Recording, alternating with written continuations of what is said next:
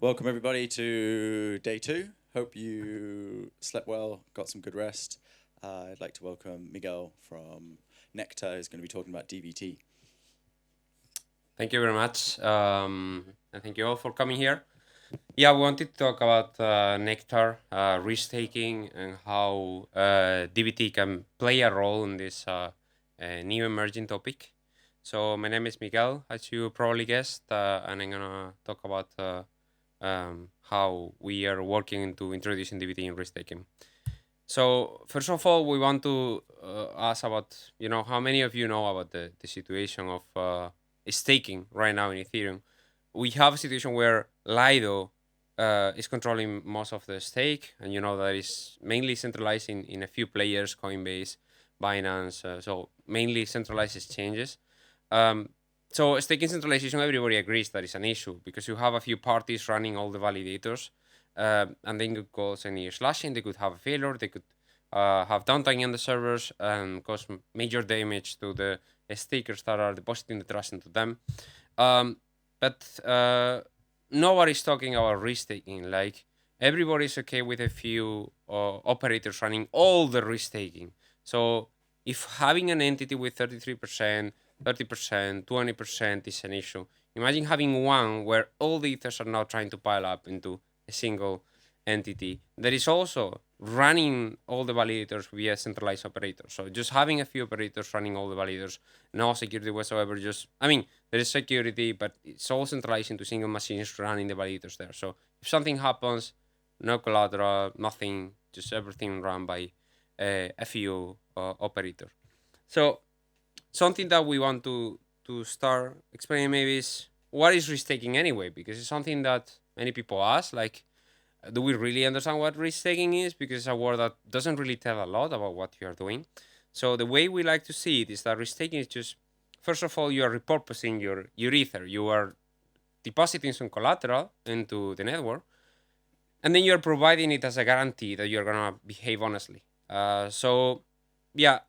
Instead of just acting honestly on Ethereum validation, which is a single thing, you wanna repurpose it to say, okay, if I misbehave on Ethereum validation or in other of stuff, like one of these lists, then I can be penalized with this pot that I'm putting up front. So the thing is that if you are slashed in Ethereum, you should also be slashed in these other networks. So if you were running a validator and suddenly you're slashed, you should be also slashed and kicked out from all these other networks that you're running, and vice versa. If you were running something on these networks, you should be also kicked out of the Ethereum validation. But you can already see where the challenges and the problems here are. So if you're running something like a bridge, which is another service that you are using the collateral of the validator to support, and you commit an offense, you did something wrong, you're penalized on the bridge. Boom. And the problem is, how am I gonna slash you on the validator? Because anyway, you have the keys. So how am I gonna exit you? How am I gonna penalize you? How am I gonna take your ethers from you? Because they are on the beacon chain. So there's no way to really redeem those ethers. And that's the problem with running the operations of the validator in a centralized point. That if that centralized point doesn't want to cooperate on being slashed, which probably doesn't want to, then there is no way to really take the ethers from them. So risk-taking in general leverage Ethereum security. So what it does is it helps you in a few things. So it has, in theory, you could think, okay, using ethers to collateralize many things can have different issues because it's like re-hypothecating something, which can have like bad effects if not treated correctly, and that's true. So it has certain benefits. One of them is, okay, you are a new project, you don't have a network, you don't have any trust from anyone, but you want to bootstrap a network. So how do you gain users, and how do you gain node operators that you can rely on? So a good way is using restaking, because you know that these operators already have a big pot of collateral. They can be trusted because if not, they're going to be penalized with a big amount. And it's not just some shady token that you're just pumping and maybe, it doesn't have any value. It's a real, they are real ethers. And if for real ethers to go to zero, the whole platform, the whole Ethereum will need to go to zero. So you know that you are having a really secure asset collateralizing the protocol. And also they can benefit from the users and the traction that the whole ecosystem is providing. So at the same time, you're able to bootstrap both users and node operators for the network that you are creating on top of the restaking protocol. So, and there is a third thing, which is that by having all these combinations of networks plus the restaking of the ethers, you have an aggregated revenue. So instead of having only a source of income from the ethers of the validator, you now can have an income from a bridge, from a rollup, from different incomes that all go to the same pile, increasing the revenue of the risk takers that are putting the collateral behind the services that are being run by the operators. So it adds a lot of value, even though, of course, it has some other challenges.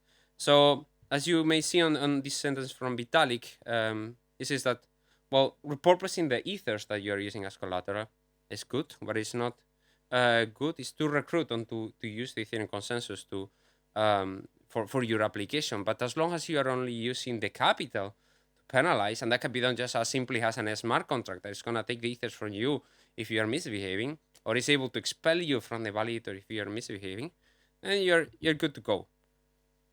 So there are some other areas where things start to get a bit more shaky. So we talk always about risk taking in terms of collateralizing with Ether, and that's perfectly fine, because if for Ether to go down, as I said, you need the whole network of Ethereum to go down, which is where you are building. So anyway, if that goes down, then who cares? So the problem is when you collateralize with something else. So imagine you had as collateral USD from Terra, right? Or FTX tokens. Then in that case, you end up with certain services, certain validators that are being run by something whose value is zero. So then what is the incentive for those operators to just keep running them, or just not? I mean, why not slashing? Because there is not going to be any cost. It's zero anyway. So this is where things are a bit more problematic, and you can end up under collateralized out of the sudden. So what can we do with DVT here? Like, why DVT is important? Why this can help a lot into risk-taking ecosystem? Well, in general, DVT offers certain properties. Blockchains tend to have the properties of always continue. You should never stop a blockchain. You should always be able to progress, come to consensus, produce a new block, and continue creating blocks and transactions. On a validator, you don't want exactly that. The validators want something different. The validator needs to, and if you see in Ethereum, they want to validate, they want to always be secure, never be slashed. But if you miss an attestation, Ethereum is designed to be okay. Like, you're gonna lose a small amount of revenue due to this attestation missing, but that's okay. Like, it's not a big deal. But the priority is never get slashed. That's like the number one. If there is some liveness issues, that's okay, but never get slashed. So DVT protocols need to focus on that. And this, of course, have certain benefits on risk-taking, which we'll see now. So in order for a DVT protocol to work, there are like two major phases. One is that you take a validator, and instead of being run by a single operator that now is going to run the services and the risk-taking and everything, you take those validators, those keys that before you could not have them, the operators have them. So you could not exit them, you could not withdraw them from the validation. And now you split it into multiple operators. So now it's not run by a single entity, but it's run by many operators. So this group of operators behave as a virtual validator. They are all working together to join cryptographically and sign as if they were a single operator. So each node needs to first agree on the data that needs to be signed for that to work, and secondly, it needs to they need to each one sign and then aggregate the signatures. So you can have different parameters of M and M, but the general idea is that you have to have like more than half of the nodes participant threshold, meaning that if you have, let's say, 10 nodes, you should have at least a threshold between 5 and 10, meaning that you should have 5 out of 10 for the threshold, 6 out of 10, 7 out of 10, 8 out of 10. Does it matter which one is the value? it has certain pros and cons going to one side or the other. If you go more towards the higher end, so closer to 10 out of 10, you have higher security, but you have lower resiliency. Meaning, if you have a 10 out of 10, if one single node fails, it's if the whole validator will fail, because you need a 10 out of 10 to aggregate the signature. If you have a 5 out of 10, you have higher resiliency, but you have lower security, because with fewer nodes, you can get control over the validator. So, with the DVT, we can have different benefits. And the benefits that we can have with these properties of splitting the keys is that, well, first, the collateral that you deposit in the validator is now not deposited by a single operator, but it's deposited by a group of operators. So if you have 10 operators, then if you had to deposit 8, 16, 10 Ether, whatever amount, you now split that number between the number of operators. Therefore, each one of them has a lower barrier to entry to becoming an operator in a risk-taking protocol. Secondly, I mean, it enhances decentralization. You don't have now a guy that can unilaterally slash and cause damage. And the third thing is, yes, it doesn't control, nobody controls like the full validator. Meaning that if someone is misbehaving as an operator on risk-taking, as part of an AVS, you can set the rest of the peers of that node to expel them from the validator.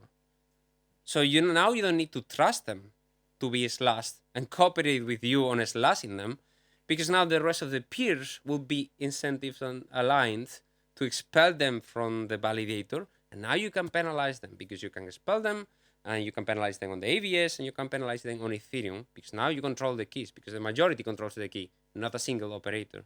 That's where the DVT helps a lot into enhancing the protocol. Even right now, before we have the 7002 EAP of the exiting via calling execution, that would be a great help as well.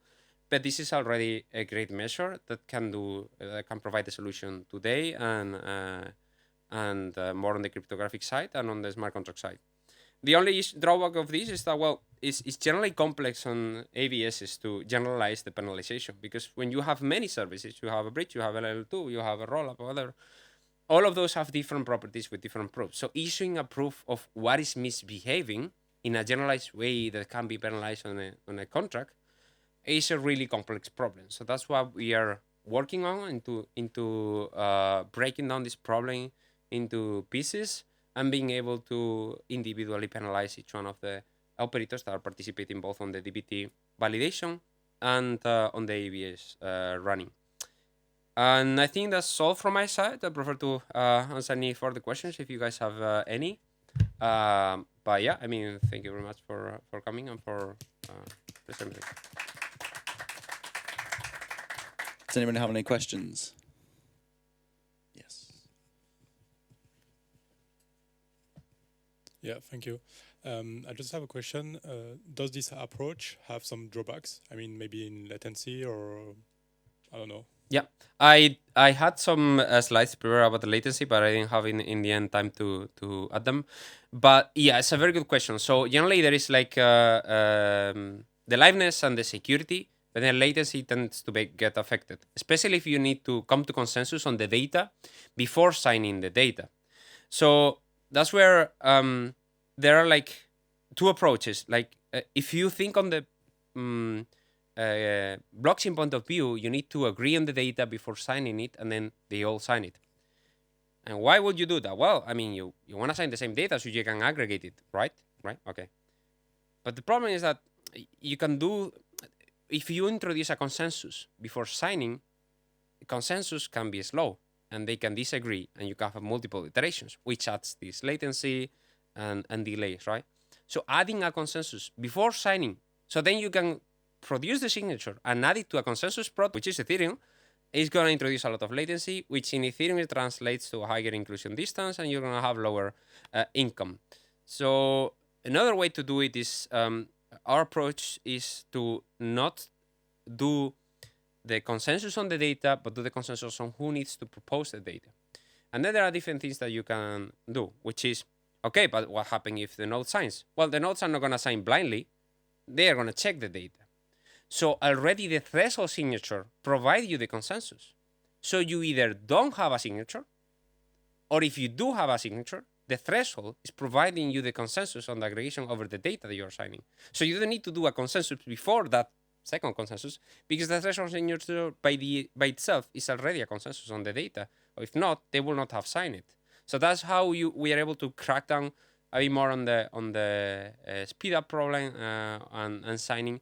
So luckily we are like on the 200, 300 milliseconds on testnet running. So that's roughly like the same kind of latency that you have on a standard node. So we are pretty happy. We still need to see how that's gonna behave when we have different geolocations. We'll probably go closer to half second or higher, but we'll see. In theory, it shouldn't pose any problem because we are running in parallel.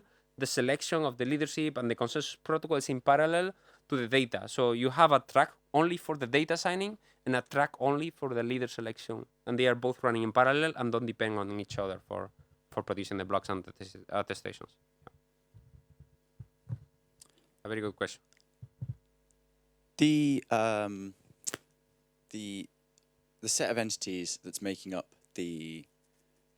that's doing the threshold signing. Yeah. How long does that set last?